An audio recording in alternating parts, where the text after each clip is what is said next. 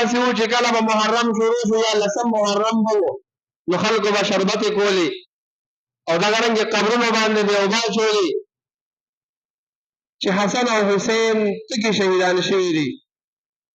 دا زمونږ ستاسو رسم او رواج دی. شریعت کې د دې سلار نشته.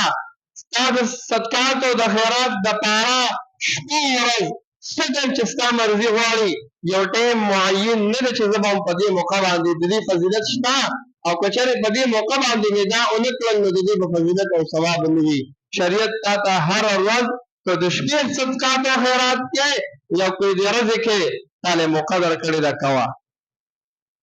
خو یو صدقه او یو خیرات د یو ورځې سره تړل که هغه د څلوېښتۍ شوه که هغه د محرم ورځ شوه که هغه د بل څه داسې روز شوه که هغه د جمعې شپه شوه چې دا ثواب به صرف په دې موقع میلاویږي نو دا غلط رسم دی.